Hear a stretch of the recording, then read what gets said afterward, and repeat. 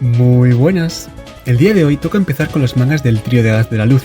En este vídeo veremos las dos primeras historias, Easter and Little Nature Deity y Strange and Bright Nature Deity, los CDs de música que los acompañaron y curiosidades que puede que no supieras, capítulo a capítulo.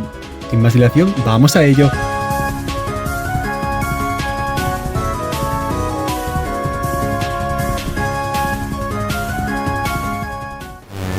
Easter and Little Nature Deity comenzó a serializarse en 2005, terminando en 2006. Fue dibujado por Nemu Matsukura. Lamentablemente tuvo que abandonar el manga por motivos de salud, y sería sustituida por Makoto Hirasaka, que seguiría dibujando el resto de Sangetsusei.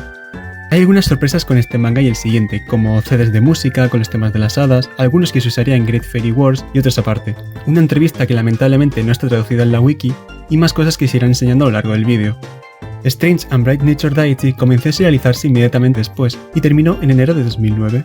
Para cuando terminó el primer volumen, el último juego que había salido era el Touhou 9.5, Shoot the Bullet, y para cuando finalizó esta segunda historia, el último juego era Subterranean Animation, o Touhou 11, a pocos meses de salir el Touhou 12. Pero bueno, dejemos los datos aburridos y empecemos ya, que este vídeo también será largo.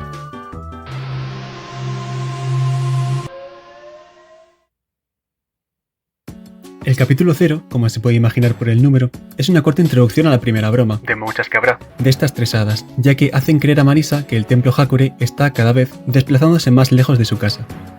Durante este capítulo y el capítulo 1 se nos van dando pistas de cuáles son los poderes de estas hadas, los cuales son: Sunny Milk tiene el poder de reflejar la luz, Luna Child tiene el poder de insonorizar un área concreta, y Star Sapphire, cuya habilidad es como un radar que localiza a los seres vivos. O bueno, eso es lo que pone en el texto, pero realmente detecta cuando se mueven los seres vivos, ya que si están quietos no los puede ver, como se verá más adelante. A esto le añadimos que, naturalmente, los rayos del sol ayudan al poder de Sunny, la luz de la luna ayuda al poder de Luna, mientras que Star no le afecta a ninguno de estos dos. Dejando eso a un lado, en la misión de hoy, las hadas se proponen acabar con la estación de lluvia en el templo Hakurei. Mientras Reimu y Marisa charlaban, la lluvia para y Marisa se marcha, salvo que no es así. Luna con su habilidad insonoriza el ruido de la lluvia, haciendo creer a ambas que dejó de llover. Sumando esto a la habilidad de Sunny, no solo hizo invisible la lluvia, evitando que el sol refleje en las gotas, sino que también hizo que reflectara en otras, creando un arco iris. A consecuencia de esto, Marisa queda totalmente empapada y decide pasar la noche en el templo. A la mañana siguiente, viendo que ahora sí dejó de llover y sale un arcoiris real, Reimu comienza a contar que el arcoiris no es más que la proyección del cuerpo de un dragón en el cielo. Bien, esto es bastante probable que vengan los dragones de la mitología china, ya que hasta existe un dragón cuyo nombre significa arcoiris en chino, que es Hong. Sí, como Hong Meiling. Por favor, que entre la China.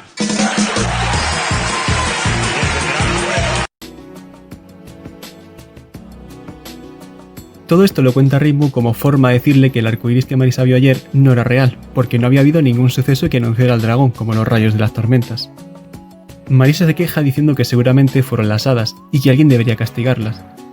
Sin embargo, Reimu le responde que ya que el poder de las hadas es el poder de la naturaleza, y en la naturaleza le encanta molestar y hacer bromas, probablemente ya les ha dado un escarmiento. Y aquí se puede ver que sí. Por cierto, al final de cada capítulo en esta parte hay una página llamada Sangai AliExpress, llena de cosas lamentablemente muchas sin traducir, no directamente en la imagen, pero sí en otra parte de la wiki. Pero entre las cosas que se pueden destacar son dibujos de cada una de las hadas, un 4-coma dibujado por ni más ni menos que el artista que luego dibujaría el resto de las partes, y una imagen de un CD que por la fecha de cuando salió debe ser la demo o el juego del Touhou 9. Esta página va cambiando con cada capítulo hasta que termina en Strange and Bright Nature con un extra. El capítulo 2 inicia con Reimu yendo al bosque a visitar el cementerio porque ese día es el Higan. Más que una festividad, es un servicio que se hace dentro del budismo durante los equinoccios de otoño y primavera. Durante los equinoccios de otoño y primavera, en ambos casos, el día dura lo mismo que la noche. El sol solo sale y se esconde realmente por el este y el este durante los equinoccios. Y los budistas de una rama perteneciente a otra rama, conocida como la rama de Mahayana, espero que se pronuncie así, del budismo creían en una tierra pura, así como la tierra del Jora, que estaba en el oeste. Con el tiempo, este evento se transformó en un día en el que la gente visita las tumbas de sus ancestros. Aunque parece que esta festividad solo ocurre en Japón, y no en otros lugares donde también se practica el budismo. Touhou también añade que como el sol y la luna duran el mismo tiempo ese día, incluso las cosas con poco poder como fantasmas débiles y cosas por el estilo, se vuelven visibles y están más activos, Y sí, Rinmu es una sacerdotisa sintoísta que está celebrando una festividad budista. La propia Reimu dice que un montón de celebraciones en Gensokyo son más un rollo espiritual, más que parte de una religión en sí, por lo que no hay mucho problema que una sacerdotisa como ella celebre entre comillas esta festividad budista. Nuestro trío de hadas, que viven en un gran árbol del bosque de la magia, se enteran de que alguien va al bosque, así que salen para hacer que se pierda. Ah, por cierto, durante estos vídeos veremos muchas veces a Luna leyendo el periódico, que resulta ser el Bumbumbaru, el periódico de Aya, pero no sale escrito como tal hasta el primer capítulo de Strange and Brain Nature Deity. Como broma, las hadas planean esconder el río que pasa por ahí, para que Reimu se caiga, pero... Las hadas se quedan flipando y Marisa las encuentra, así que se venga del primer capítulo. Y no hay ninguna explicación de por qué los peces evitan que Reimu caiga. Y lo mejor de todo es que Reimu ni siquiera se ha dado cuenta de que ha cruzado el río. Literalmente, pues no más. De este capítulo solo vale la pena mencionar una cosa. A lo que me refiero es al fenómeno de Spiriting Away, o como me gusta llamarlo, secuestro. Ya sabes, las cosas del mundo exterior que encuentran su camino a Gensokyo, que ya he tratado en Bugetsuzo. Aquí se añade que los días de la luna llena, el número de objetos que llega a Gensokyo suele aumentar, y claro, como vimos en Bugetsuzo, también ocurre este fenómeno entre la luna y Gensokyo. Y aquí terminamos viendo cómo cayó la bandera de Estados Unidos que estaba en la luna, sí, la misma que se nombra en el capítulo 1 de Silent Sindering Blue. Eso y que nunca más vemos a Luna volver a recoger objetos como en este capítulo. A ver, el capítulo comienza mostrándonos cómo ha estado nevando sin parar por 3 días, dejando a las hadas sin nada que hacer más que aburrirse en casa. Star, por su parte, ha estado jugueteando con una roca.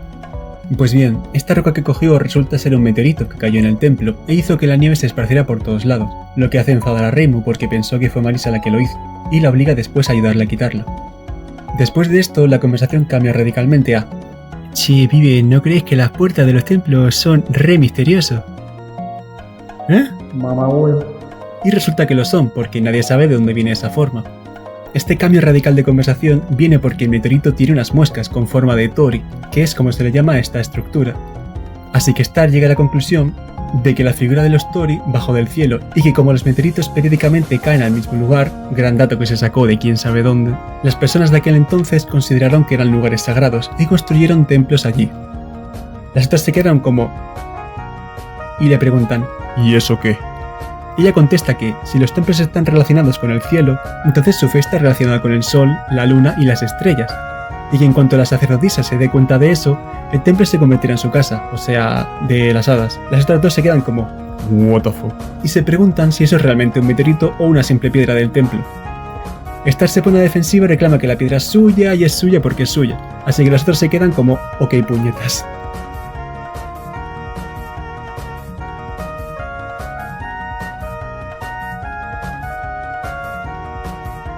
Bueno, este capítulo comienza con un huevo extraño, que apareció en la puerta del templo y pues Reimu dijo ¡ole! ¡Comida gratis!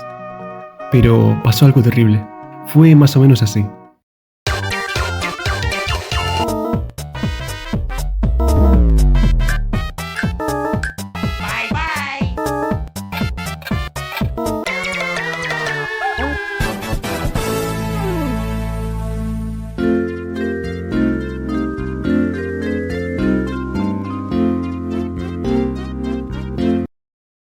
Total, que después de que las hadas se lo choricen, intenta abrirlo, pero no hay manera.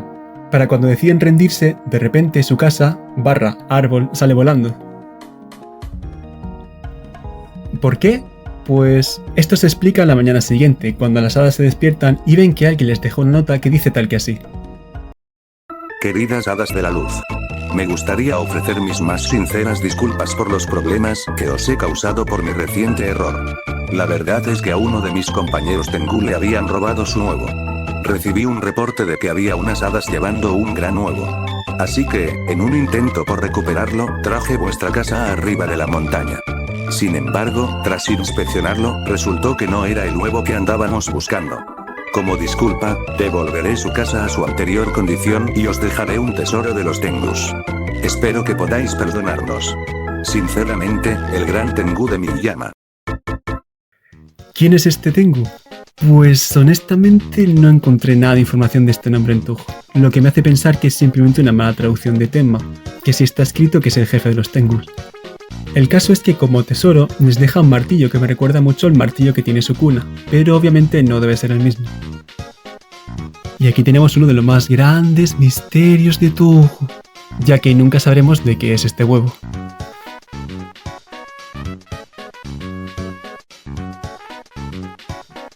Lastimosamente, aquí acaba la primera parte de Sangetsusei por lo ya dicho en la introducción.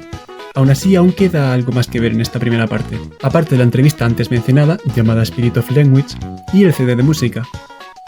Junto a estos extras hay una guía de viajeros, donde se podría pensar que sería algo como una review corta de lugares famosos de Gensokyo, como hace Perfect Memento en Strict Sense, pero resulta que no, sino que habla de unos lugares que a veces son mencionados en obras escritas, como por ejemplo la Tierra del Horai, que se hace referencia en Keiichi Neurotic Runagate, y otros que aún no he visto mencionar, como Shambhala, que es otra tierra fantástica como el anterior, y termina con Tono, una ciudad en la prefectura de Iwate, donde hay una recopilación de historias y leyendas de eras antiguas.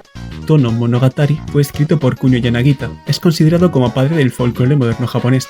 Es una de sus obras más famosas, incluyendo historias con yokais comunes. Sin embargo, habla de estos lugares no desde el lore de Touhou, sino como las historias de lugares fantásticos que son en la vida real.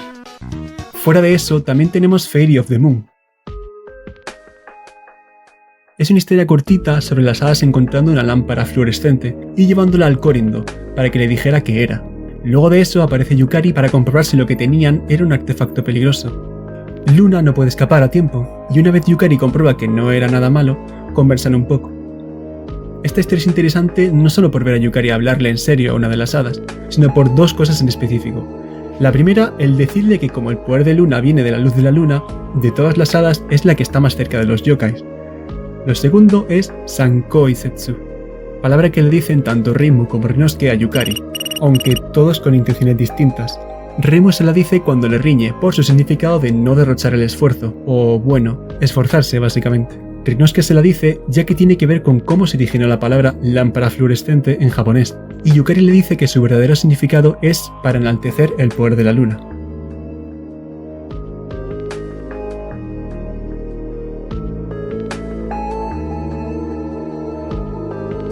Después de esto, ahora sí, pasamos rápidamente a la segunda parte.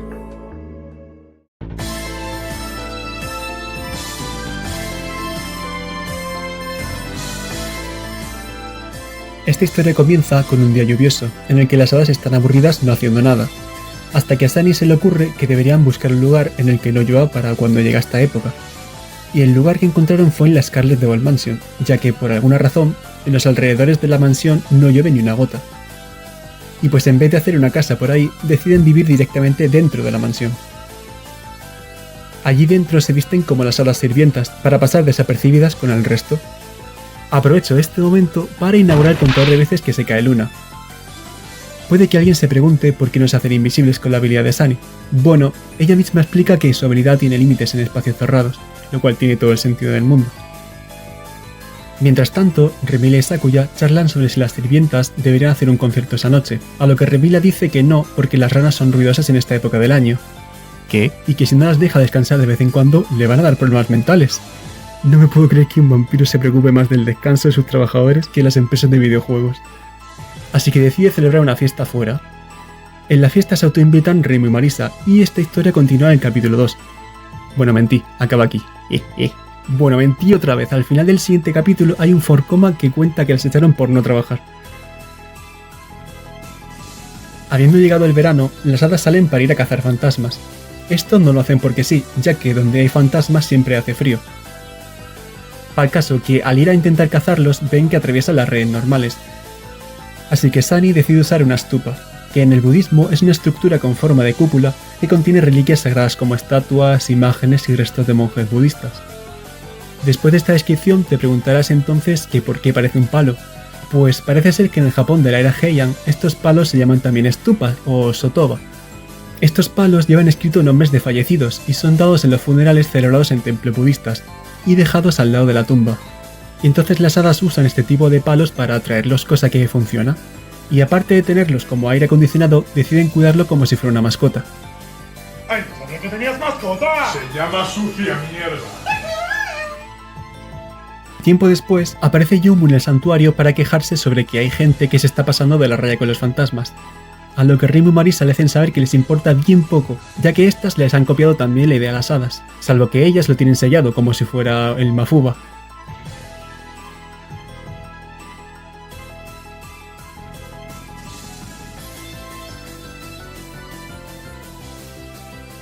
Algo que comentar sobre el Shanghai Alice Press de este capítulo es que Zoom comenta que no siempre ha habido tantos fantasmas en Gensokyo como hoy ahora mismo, ya que debido a los acontecimientos de Perfect Cherry Blossom, Touhou 7, la barrera entre el Netherworld y Gensokyo es lo suficientemente delgada para que los fantasmas puedan pasarla sin problemas. Sabemos también de Perfect Memento en Strict Sense que los humanos también pueden pasar fácilmente ahora esta barrera, e incluso algunas veces hay fiestas para ver los cerezos en flor allí. En el capítulo 3 nos encontramos en el bosque de bambú, donde las hadas se encuentran jugando a atrapar conejos. Mientras las hadas se pierden en el bosque, Sunny nos cuenta una leyenda que dice que el bosque de bambú no es originario de Gensokyo, sino de otro lugar, uno en el que un gran tsunami salpicó todo el terreno. En el siguiente vídeo veremos cómo no es la única vez que se menciona la existencia de un mar en Gensokyo en Sangetsusei. De repente aparece Reisen, que está buscando a Tei, porque Eirin se la mandó. Para ello, decide crear una ilusión óptica, para hacer que Tei se pierda, y por ende haciendo que las hadas se pierdan también. Al final terminan encontrándose y ellas huyen rápidamente. Espera, ¿desde cuándo lleva Reisen un pasador? Lo más interesante de este capítulo es que Star no puede sentir a Reisen, lo cual nunca se explica realmente, y no me di cuenta hasta que no miré cómo funciona un radar. Resulta que los radares también usan ondas electromagnéticas, esta vez son ondas de radio, que emiten y al rebotar la reciben y la procesan. Es la misma idea que la ecolocalización de los murciélagos o delfines, salvo que en el caso de Star solo funciona con seres vivos. El caso es que, si suponemos que también utiliza ondas de radio, o incluso de otra longitud de onda, como Reisen las está manipulando, la habilidad de Star no funcionaría, así como también vemos que no funciona la de Sunny. Más tarde, Reisen revela que estaba buscando a Tei, porque Eri les ordenó bambú luminosos, y ella es la única que sabe dónde están, así que deciden que Star les ayude con su poder.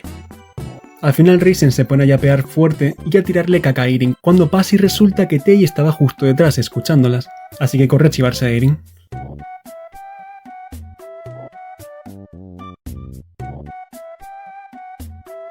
En el capítulo 4, Marisa llega al templo y se acerca viendo cómo Reimu le ha de comer a un par de conejos salvajes.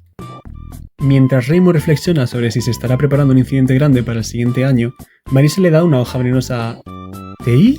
Parece Tei porque lleva el colgante con la zanahoria, pero podría ser cualquier conejo de Entei y tampoco es demasiado importante. Así que vamos a poner que es un conejo random.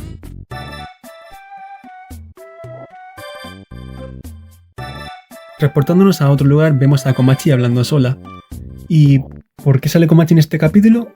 Bueno, no está realmente hablando sola, no es que esté loca. Resulta que las hadas estaban buscando un sabor otoñal, quién sabe qué significa eso. Así que fueron al Muenzuka.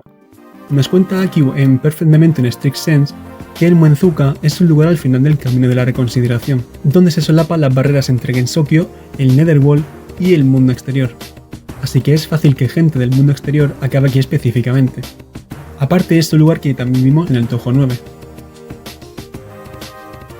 Por cierto, esta es la segunda vez que las hadas las vuelven a descubrir, y esta vez Komachi no tiene ningún poder que se asemeje al de ellas.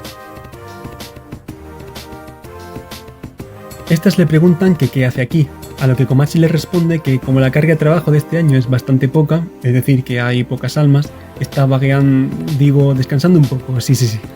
También recalca que esta bajada de almas es un mal presagio, ya que el ciclo de la reencarnación existe para tener un equilibrio en el número de almas, ni tantas ni tan pocas. Y esto se añade a un bajón en la actividad yokai, conectando con el inicio del capítulo con Reimu y Marisa, que continúan profundizando sobre el tema. Al final Reimu nos comenta que no es tan simple como que los yokais estén planeando algo solo porque no ha ocurrido nada, sino que entre yokais fuertes, eventualmente, llegan a cierto equilibrio donde ya no pueden hacer sus movimientos con libertad.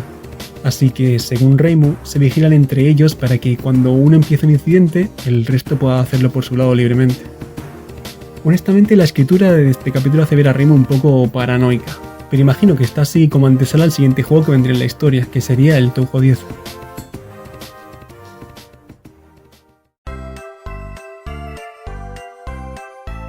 Moviéndonos al siguiente capítulo, vemos que ya llegó el invierno en Gensokyo. Viajamos a la casa de Alice, que despierta a una de sus muñecas para despejar la casa de nieve. Sunny sale a buscar tesoros junto al otro par de hadas, en dirección a una misteriosa casa llena de muñecas que encontró el otro día. Se acercan a la casa, donde Alice de repente abre la puerta para preguntarles quiénes eran. Tras mentirle diciendo que no son hadas sino yokais, Alice les recomienda que pasen hasta que la nieve se vaya, a lo que acceden. Una vez dentro, vemos a las hadas discutiendo por qué le mintieron a Alice, ya que no podían decirle que habían ido a su casa con la idea de robar tesoros. Mientras siguen discutiendo, Alice entra con algo de té rojo para conversar, y pues Sunny intenta hacer una historia así para engañarla, pero se le da de pena. Volviendo un momento al templo Hakurei, Reimu invita a Marisa para que vea un nuevo ritual. Resulta que estuvo dándole al coco, pensando por qué no tienen tantos visitantes. Así que pensó en copiar rituales que hacen en otros templos. En este ritual, Reimu hace sonar un silbato que atrae a unos pájaros, mientras explica que el ritual es para limpiar los pecados de la mentira y transformar las mentiras en bendiciones. La cosa es que, como bien apunta el traductor, este es un ritual real del sintoísmo. Parece ser que el nombre es Usokae, en el que la gente recibe esculturillas de madera con la forma de un uso, o sea, estos pájaros, y rezan para recibir buena fortuna. También intercambian estas esculturas buscando un pájaro dorado que se dice que el que lo consiga tendrá un buen año. Cuando termina la ceremonia, vuelven a casa con la figura que recibieron al intercambiarlos. De vuelta en casa de Alice, Sunny la sigue cagando, y pues, oh sorpresa, Alice no se llama la marionetista de 7 colores por nada, así que se dispone a repartir tortas hablando en Danmath, pero una bandada de los pájaros de antes entra por la ventana atravesándola y empiezan a picarle a las hadas. Reimu explica que no son aves normales, sino familiares celestiales. Puede que esto tenga que ver con el ritual real, ya que se cree que estas aves son los mensajeros de Tenjin, ya que picotean las mentiras que uno ha dicho para transformarlas en bendiciones. Aunque algo que me parece un poco raro es que Alice se dé cuenta de que son hadas solo porque están asustadas de los picoteos de los pájaros, pero bueno. Al ver a Alice que las hadas estaban recibiendo un castigo por alguna razón, al final Alice las termina perdonando y se le pasa el cabreo. El capítulo termina con Reimu habiéndose equivocado, ya que en el ritual no se tenían que usar a los pájaros de verdad, sino las estatuillas de madera que hemos visto antes. El capítulo abre con Luna preparando un plato llamado Fukimiso, que parece ser una comida de primavera. Mira, si hasta viene la receta para que la hagas en tu casa.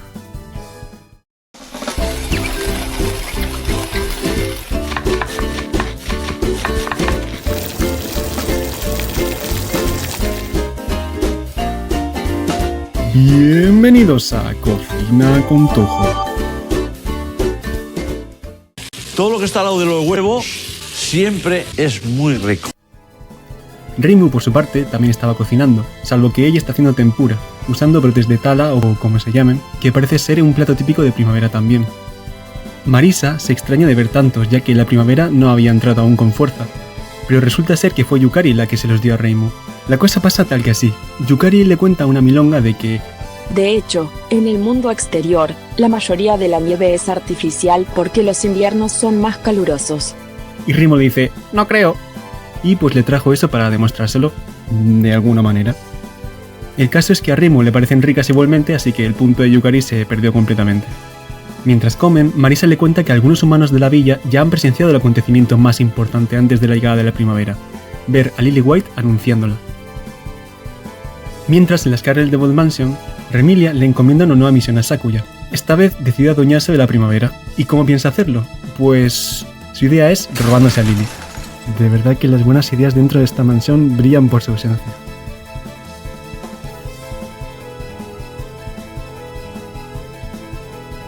Estando Sakuya buscando en el jardín, Mei Ling hace aparición, a lo que aprovecha la sirvienta para mandarle que si ve a Lily que la atrapara. Las hadas, como habían escuchado la conversación de Reimu y Marisa, se encuentran caminando hacia el santuario para pillar brotes de tala también, mientras que Sunny les advierte que no deberían meterse con Lily en primavera. Eso, y aclara que aunque sus poderes vengan de la primavera, no es ella la que cambia de estación, su poder es solo anunciar su llegada. En el templo Hakurei, Sakuya va para prácticamente decirle a Marisa y a Reimu que el plan de Remilia es meter a Lily en una botella para que la primavera venga antes de la Scarlet de Bold Mansion. En fin. Reimu le advierte que, aunque hiciera eso, la primavera no vendría antes, pero Sakuya solo estaba allí para complacer los caprichos estúpidos de su señora. Continúan hablando un rato y poco después de que lleguen las tres hadas, llega la... El momento en el que aparece, efectivamente, florecen los cerezos de golpe. Así que disfrutan de una bonita vista en el templo mientras nadie avisa a la pobre Mei Ling, que seguía buscando. En el siguiente capítulo, un montón de zarzas han invadido la casa del árbol de las hadas. Debido a que no parecen ser zarzas comunes, piensan que podría ser obra de un yokai, así que van a preguntar a la gente. Específicamente a Alice, que está segura de que sí fue provocado por uno. El caso es que Alice no acepta ayudarlas directamente, pero sí les manda a ver a alguien que resulta ser Marisa.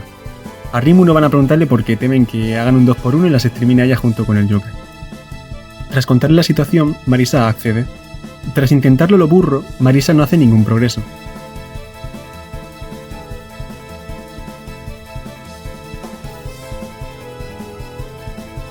Sin embargo, tras acercarse un poco más a la casa, se da cuenta de que vienen ronquitos de dentro, lo que le da la idea de preguntarle a Reimu sobre yokais de zarzas. La sacerdotisa duda, pero le responde que podrían ser una deidad de las plantas como Nozuchi.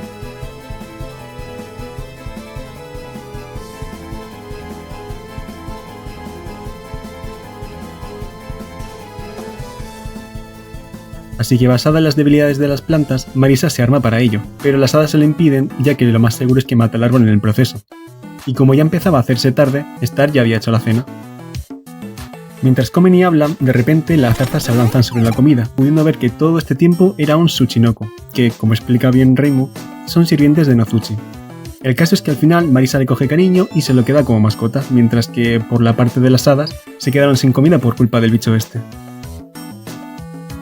En el capítulo 11, el verano ha llegado a Gensokyo, y mientras Reimu y Marisa conversan, esta última le comenta que ha encontrado un musgo extraño que brilla. Las hadas escuchan esto, y deciden ir de exploración con casco y todo incluido al barranco Genbu, que aquí aparece escrito como barranco Xuanwu. Como bien menciona la nota del traductor, Xuanwu es la palabra china y Genbu es la japonesa. Así que realmente están en el barranco Genbu, lugar que ya hemos visto tanto en otros juegos como en otras historias oficiales, como en Keichin Lunatic Runagate. Llegando al lugar, se ponen a buscar sin resultados. Sin embargo, encuentran un papel en el que pone escrito Reposo de Xuanwu. Star comienza a contar por qué el lugar se llama así, de una forma para darle miedo a las otras hadas, así que cuando escuchan ruidos cerca, se cagan por la pata abajo y se van a toda prisa. Aunque solo era Marisa. Al día siguiente, algo decepcionadas de no haber encontrado nada, deciden volver a estirar las conversaciones en el santuario. Estas dos vuelven a comentar sobre ese musgo, básicamente diciéndole que no pueden traerlo al templo sin más, y que solo brilla por el día, aunque eso no es del todo cierto, pero se entenderá mejor en unos segundos. El trío de hadas, que ya se ha ido nuevamente a la búsqueda, exploran otra vez el lugar, aunque sin éxito. El único lugar que ha quedado sin escudriñar es el mismo donde encontraron el papel, así que se arman de valor, pero el musgo que ahí queda tampoco brilla. En ese momento vuelve a aparecer Marisa, que se da cuenta de lo que están buscando las hadas. Resulta que el musgo no brilla por sí mismo, sino que por medio de las gotas de agua que atrapa, refleja la luz tenue que le llega al estar en un lugar oscuro, y como no refleja la luz en línea recta sino en todas direcciones, parece que brilla con luz propia. Pero, ¿cómo llega luz a un hueco dentro de una pared casi recta? Por como es esa parte del barranco, la luz del sol solo llega al suelo cuando está arriba del todo, o sea, en mediodía. La luz se refleja en el agua que entra por las cuevas. O también puedes saltarte todo esto y hacerlo al estilo de Sunny.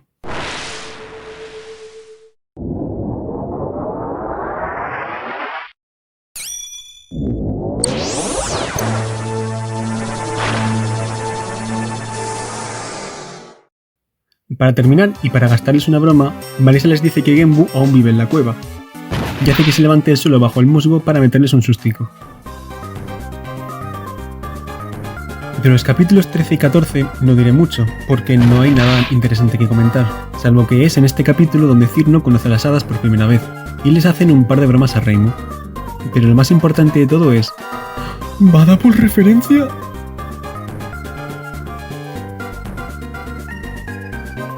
Transportándonos al invierno, las hadas están escondidas esperando que los humanos vengan a rezar al santuario, para dar la bienvenida al Año Nuevo. Esta es una celebración real llamada Ninenmairi, y se llama así porque el evento empieza en Año Viejo, o sea, el último día del año, y termina en Año Nuevo, por lo que ocurre en 2 años distintos. Al mismo tiempo, en la Scarlet Devil Mansion, en el interior se estaba llevando a cabo la celebración de la víspera de Año Nuevo. Estando Remilia afuera, Patchouli parece ser que la estaba buscando. ¿Frío?, le pregunta a ella, y Remilia le contesta toda refinada. Somos nosotros, las criaturas de la noche, las que damos la mismísima alma de los humanos. La oscuridad que nos rodea, basta ella sola para calentarnos. y la luz del sol es la única capaz de enfriar nuestros cuerpos.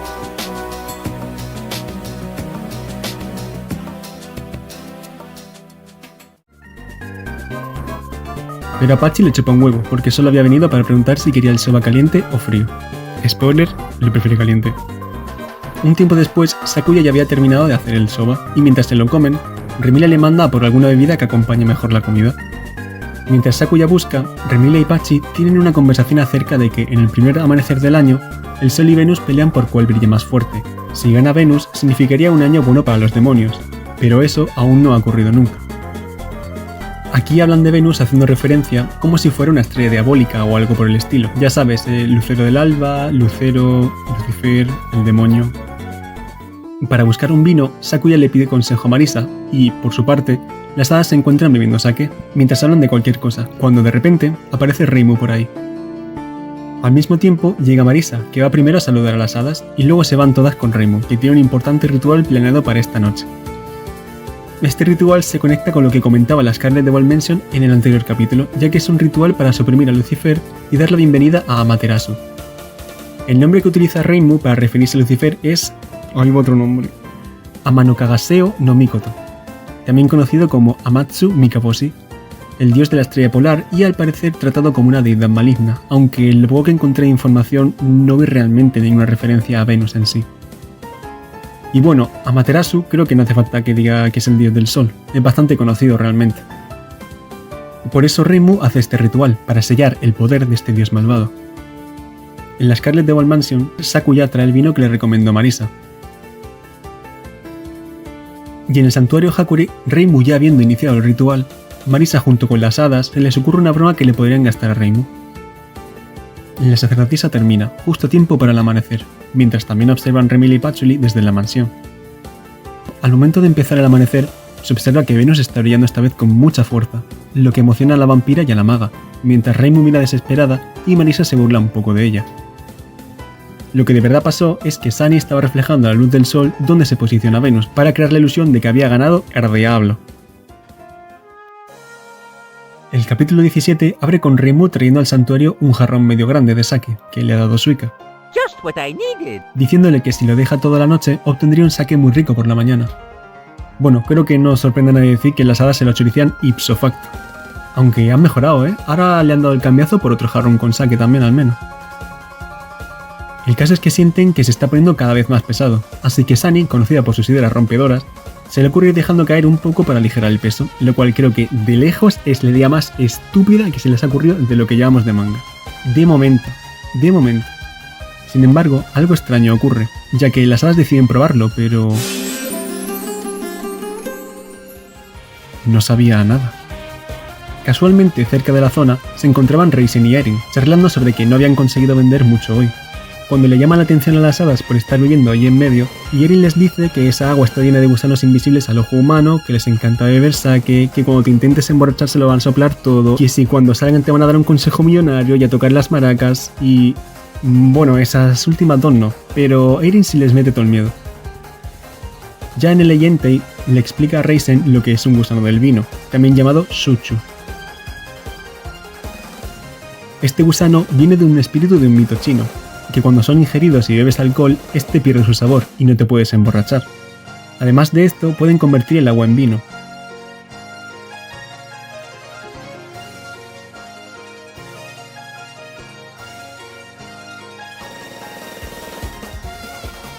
En Touhou, como podemos ver, son de un color negro, más o menos medio palmo de largo.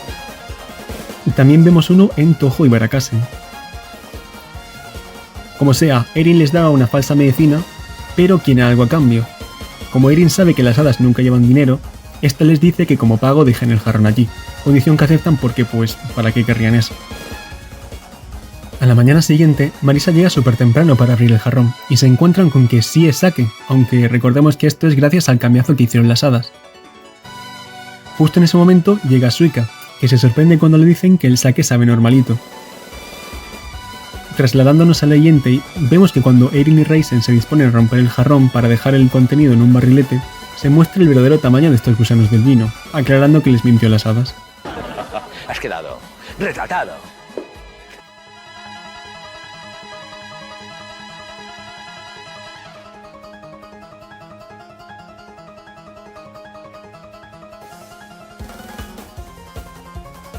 Tras haber absorbido todo el agua, podemos ver cómo estos gusanos empiezan a rebosar sake por su piel, llenando el barrilete. En el santuario Hakurei, Suika se extraña sobre este sabor, ya que todos ahí piensan que aún tiene el bicho este del vino dentro. Aprovechando para explicar por qué la calabaza de Suika siempre tiene sake, y es debido a que tiene extracto de estos gusanos imbuido en ella, asegurando además que no son criaturas fáciles de encontrar. En el Eyentei todos disfrutan del sake, alegando que tiene un gran sabor y calificándolo como totalmente diferente al de la capital.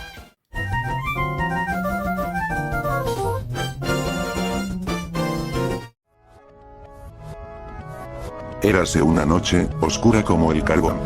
La sacerdotisa se encontraba volviendo sola de la villa, cuando se topa a una misteriosa chica sollozando en medio de la silenciosa noche. Intenta comunicarse con ella, pero no responde. Así que, al momento de acercarse para ver si se encontraba bien... Bueno, dejémoslo en que son las 3 hadas disfrazadas, para intentar asustar a Reimu, pero como burra arregla todo a coces. Las hadas iban disfrazadas de Noperabo, que es un fantasma que se ve muy parecido a los humanos, salvo por el hecho de que no tiene una cara. Son conocidos para asustar a los humanos, pero, salvo por el susto, son bastante inofensivos. A la mañana siguiente, mientras Reimu y Marisa conversaban, una cabeza flotante aparece ante ellas. Este sí es más posible que lo conozcas, ya que ya hay un personaje de Touhou inspirado en este yokai, que sería Sekibanki. Y el nombre de este yokai clásico sería Rokurokubi, aunque para esta época aún no había salido el juego donde aparece. El caso es que vuelven a ser las hadas, e igual siguen sin asustar a Reimu.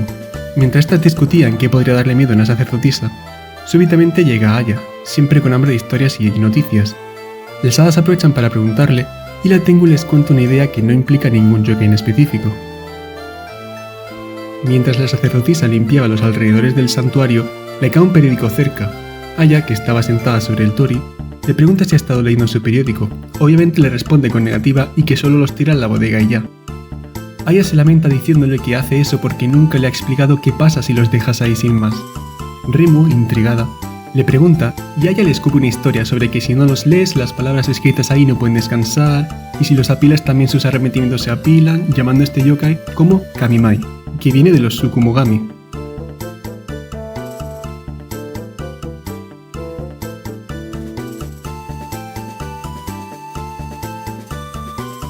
Reimu le dice, ¿y eso qué? Si los puedo exterminar. Pero Aya le añade además que una vez que pasan los papeles que controla, empieza a poseer numerosos objetos, y que en un abrir y cerrar de ojos, todo su santuario acabaría poseído.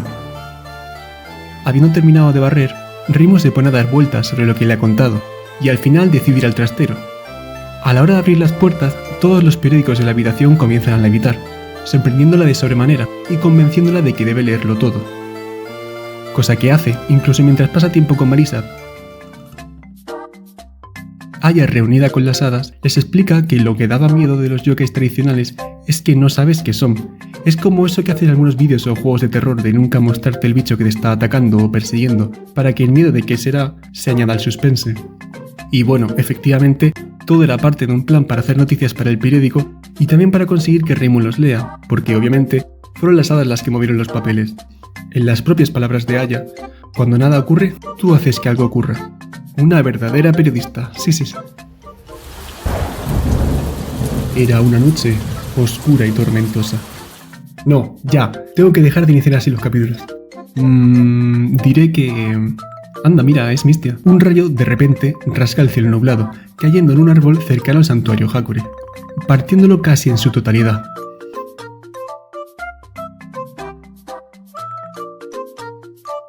Conversando las dos, tanto Melissa como las hadas en su propia conversación hacen notar que había animales y hadas viviendo en ese árbol.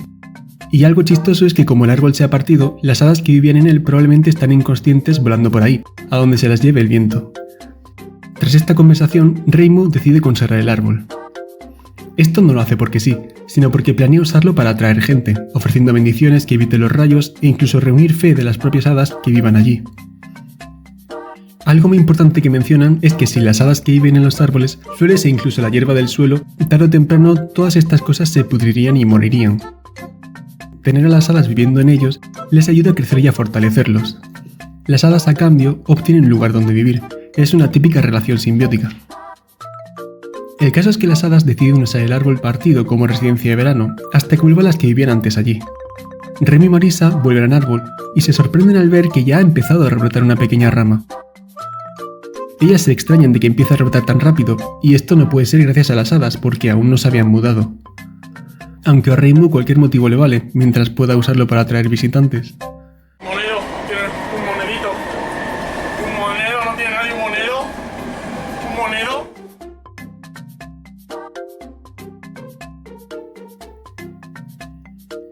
El capítulo comienza en medio del otoño, con los quehaceres habituales de la sacerdotisa, cuando la usual visita de Marisa llega.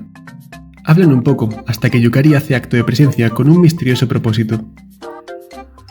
Abriendo un pequeño paréntesis, si nos fijamos podemos ver que Yukari hace una donación de 2000 yenes. Normalmente las donaciones son mucho más pequeñas, y cuando digo pequeñas me refiero a monedas pequeñas, nada de billetes por supuesto. De hecho, esto me recuerda a un momento en Hajime no Ippo donde pasa esto mismo, cuando vemos a Ippo echar un montón de dinero en la caja de donaciones mientras reza. Pero bueno, volviendo al tema, Yukari lleva a Reimu y a Marisa junto a aquel árbol que fue alcanzado por un rayo, haciendo notar lo mucho que ha crecido en tan solo unos pocos meses. Reimu le pregunta si esto ha sido obra suya, a lo que Yukari responde que no, que solo le ha estado echando el ojo desde que Reimu lo abandonó, tras convertirlo en un objeto de veneración. Y es que parece ser que al poco de consagrarlo, Reimu se olvidó de él más pronto que tarde, aunque cualquiera que le haya echado un ojo al manga de Ibarakase no se sorprenderá de esto en lo más mínimo. Además le explica que los dioses pueden habitar prácticamente cualquier objeto. Como hay una mejor explicación de los dioses del sintoísmo en otro manga, no lo diré todo, pero para que se entienda esta parte, solo es necesario saber que cuando consagras un objeto, un dios empieza a vivir en él. Pero si la gente olvida a ese dios, este eventualmente desaparece, que es justo lo que ocurrió aquí. Mientras tanto, el trío de hadas son sorprendidas por Yukari, que les pregunta si planean vivir en aquel árbol. Aquí viene un momento muy curioso, ya que Yukari les dice: Este árbol es muy especial. Aunque, todavía es un recién nacido sin nada aún que se hospede dentro. Voy a poneros una prueba, a ver si dais la talla para vivir en este árbol. Mientras estas pelean, Reimu y Marisa toman el té y comentan que los árboles plantados alrededor del santuario no se parecen a los que forman el bosque de la magia, ya que los del santuario pareciera más bien que alguien los plantó así, por ser demasiados en número. Añaden además que aquel árbol es especial por ubicarse justo en el borde de la barrera Hakure. Y hablando de la barrera, también tocan el tema si esta barrera les pertenece al mundo exterior o a Gensokyo. Existe la forma de verlo como que no le pertenece a ninguno. Sin embargo, la opinión de Reimu apunta a que prefiere pensar que les pertenece a ambos, haciendo una pequeña analogía de un muro dividiendo dos casas. Las hadas siguen peleando, aunque Yukari obviamente no espera que le ganen. Al final, ni Luna ni Star pueden hacer nada contra el Danmaku de Yukari. Y aunque Sunny puede desviar las balas hechas de luz, el resto le dan. Modo siesta activo. Al final, como Yukari estaba probando si tenían malas o buenas intenciones, les cede el árbol al ver que son bastante débiles y no suponen riesgo alguno. Llegando al último capítulo, nos cuentan que aquel árbol volvió a la normalidad, y Reimu averiguó que los árboles de alrededor del santuario fueron plantados así para definir dónde empieza la barrera. Sin embargo, no está del todo segura qué pasa con este árbol, así que se vuelve a dirigir allí junto con Marisa. Esta le pregunta que qué ha aprendido de todo esto, y la sacerdotisa le responde que cuando este árbol lo golpeó el rayo, el tamaño de la barrera disminuyó, y estuvo en peligro de que algo malo pasara. Al llegar al lugar, se encuentran a Yukari, que les dice saber el motivo real por el cual se recuperó tan rápidamente, y es que resulta que el árbol murió cuando le cayó el rayo. La barrera se encogió un poco y ese hueco lo pasó a ocupar un árbol del mundo exterior. La primera pregunta que viene a la cabeza es si es tan fácil realmente hacer un agujero en la barrera y cruzar al otro lado.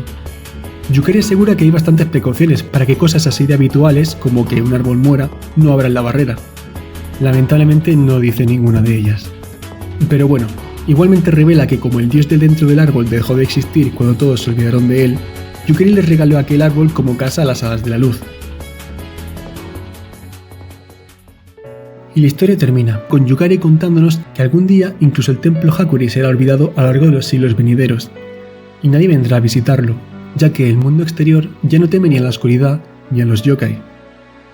Fin. Bueno, hay 3 capítulos extras más, que veremos rápidamente.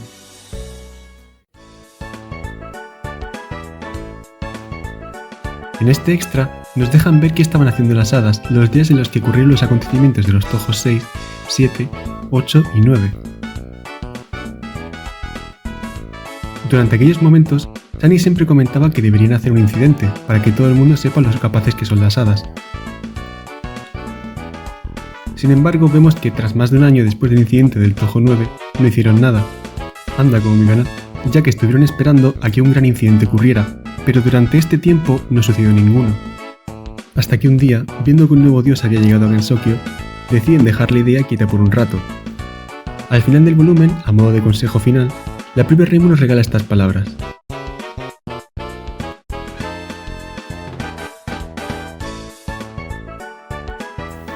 Cuando tomás alcohol en exceso, el alcohol te toma a vos. Por su parte, el volumen 3 son solo unas cuantas imágenes sin texto, y el volumen 2 es un preámbulo a los acontecimientos del Tojo 18.8 o Great Fairy Wars, que empieza con Luna y Star jugando dentro de la casa, mientras Sunny está escribiendo sus propósitos para Año Nuevo, decidida a que este año será el año en el que provocará un incidente. Y tras haber soñado con esto, decide hacer una guerra de hadas, siendo el primer paso, como no, reclutar hadas a base de fuerza bruta. Lo que nos lleva a cierta duja con el poder de congelar las cosas. Muy desconocida, seguro que no la conocéis. Se encuentra ahí vagueando en su iglú, hasta que se le ocurre la gran idea de congelar toda la capa más superficial del Mystic Lake, por lo que sale del iglú. Unos momentos después es destruido por culpa del trío de hadas.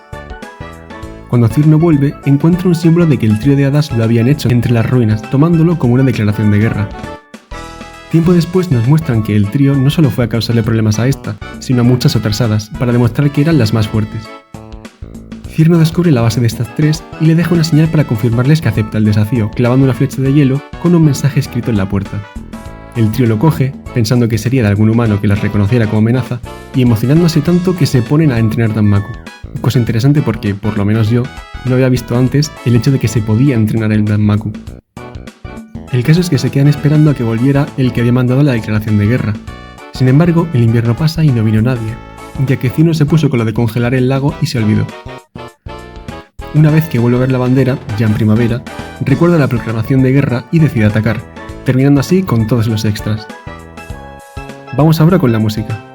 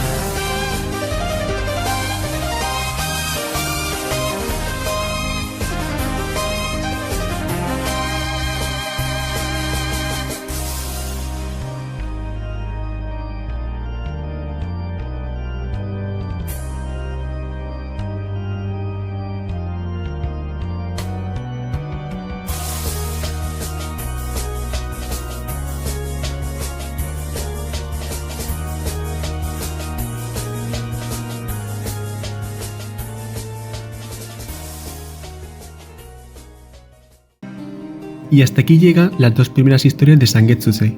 De verdad que se siente bien estar de vuelta y poder hacer vídeos nuevamente.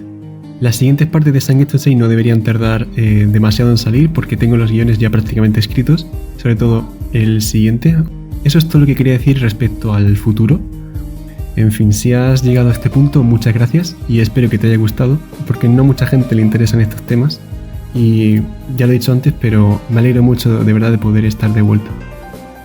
Yo fui alias Quindichi y nos volveremos a ver. ¡Chao, chao!